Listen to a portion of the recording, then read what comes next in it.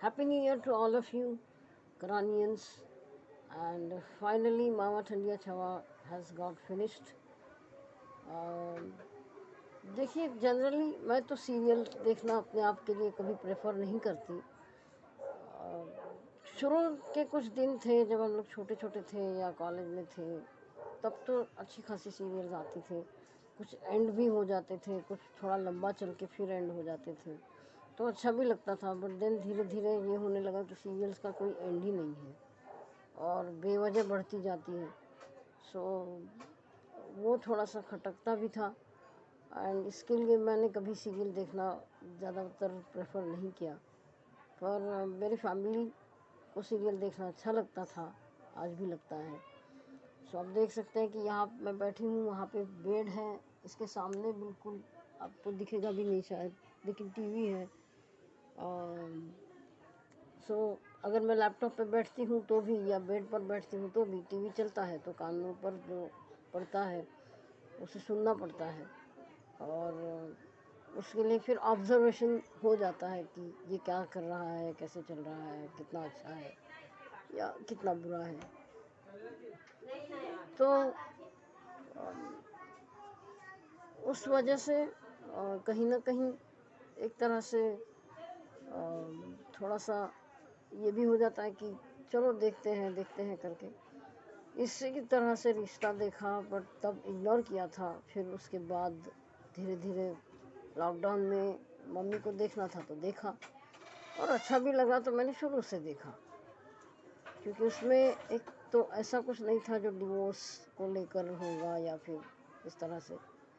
और उसी के कारण थोड़ा सा मुझे अच्छा लगा कि मैंने करण को जाना पहचाना, और मुझे उसका काम अच्छा लगा था, स्पेशली जो कोमा का सीन था। फिर मैंने उसे फॉलो करना शुरू किया, तो बाद में पता चला कि उसका कोई सीरियल पंजाबी आ रहा है, तो मैंने सोचा कि ये तो अपनी भाषा भी नहीं है, अब हमें समझ में भी नहीं आएगी, तो क्यों देखें इसको। ऐसे करके मैंने उसको देखा भी नहीं, मतलब नहीं देखा था जनवरी से। पर कुछ डिस्प्यूट्स हो गए जैसे जैसे इनके लाइफ में, तो मुझे लगा कि चलो ठीक है, पता नहीं उसी वजह से हो या क्या था, लेकिन मुझे लगा कि देखना चाहिए। तो एक दिन देखा तो स्टोरी लाइन अच्छी लगी, और फिर मैंने उसको देखना शुरू किया। ऑफ कोर्स ऐप से थोड़ा सा देखा, देन टीवी पर से धीरे धीरे देखना शुरू किया, चैनल मंगा के।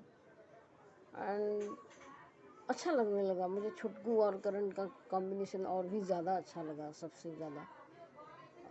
बाकी जोड़ी तो खैर ठीक ही थी, मुझे नहीं ख़ास जितना।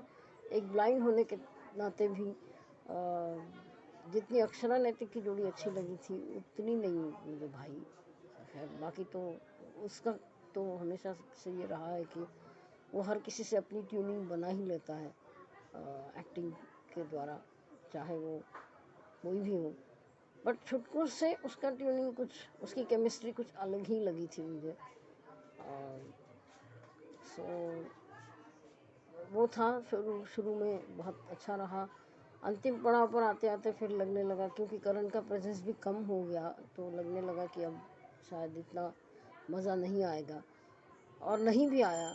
और जब था प्रेजेंस तो भी उतना नहीं मिलता था जितना मिलना चाहिए था। सो खैर फाइनली एक अच्छे पड़ाव पर आकर इसका एंड हो गया। फॉर्चुनेटली इसमें तलाक का कोई झंझट नहीं था, वरना हर सीरियल की तरह ये भी एक हो जाता और वो उसका मज़ा किरकिरा हो जाता obviously. But thanks to the makers, और अगेन करण के फ्यूचर लाइफ के लिए, उसकी करियर के लिए, और जो पर्सनल लाइफ में उसके जो डिस्प्यूट्स चल रहे हैं उसके लिए भी हम अच्छी विशेस करते हैं, अच्छी प्रेयर करते हैं। एंड उम्मीद करते हैं कि वो और भी अच्छा अच्छा कुछ लेकर आए। म्यूज़िक वीडियोस के अलावा उनके मैंने आज तक प्ले उनका कभी कोई देखा नहीं है, otherwise I would love to see his play. I don't know, लेकिन इतना तो पक्का है कि उनके डायलॉग डिलीवरी से समझ में आ जाता है कि वो थिएट्रिकल एक्टर है, थिएटर से आया हुआ बंदा है। वरना कोई इतना आवाज़ के साथ जिसको हम कहते हैं कि खेलता नहीं है, और आजकल डायलॉग्स में तो कोई ज़्यादा खेलता नहीं है। शब्दों के साथ इधर उधर कोई करता होगा, बट आवाज़ के साथ इतने मज़े लेके या उसका पता नहीं क्या कह सकते हैं, उसको समझ के ऐसे खेला खेली डायलॉग्स में कोई करता नहीं है। So that's the beauty of his voice.